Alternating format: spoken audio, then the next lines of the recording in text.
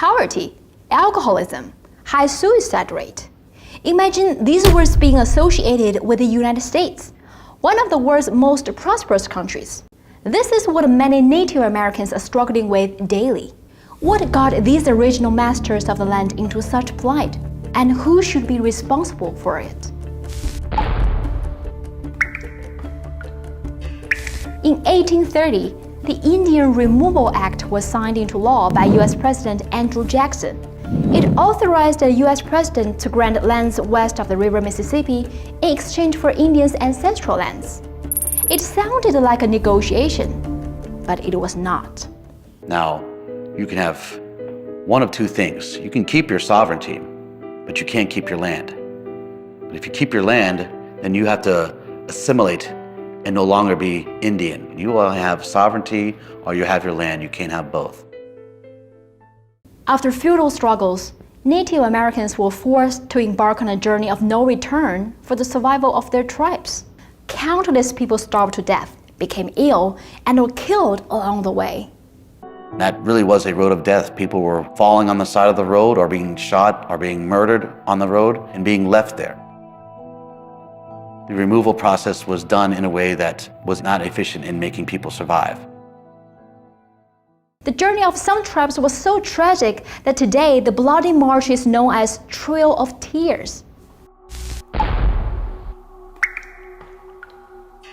Although Indian tribes were not physically wiped out, culturally, the American government decided to implement assimilation programs for Native Americans by establishing the Indian boarding schools.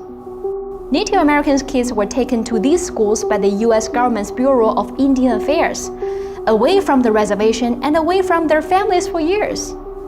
They were forcibly stripped of their Indian identity and culture. Their indigenous languages were forbidden, and their names were replaced by European names. All ways of life were compelled to be in line with mainstream American culture. A famous quote from an American general who developed the first off-reservation Indian boarding school revealed, "The essential purpose of the U.S. government to do so: kill the Indian in him and save the man."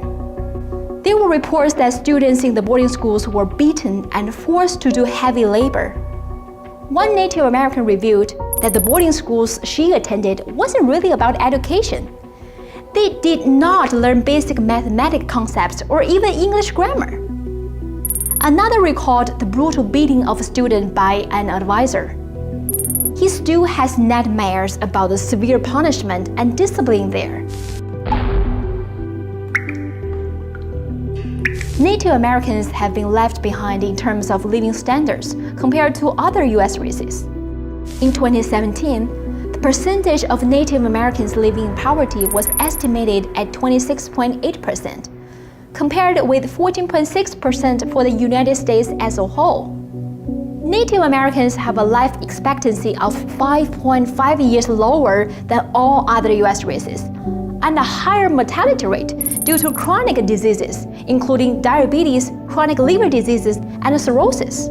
The youth suicide rate for Native Americans is the highest across all ethnic and racial groups in the United States.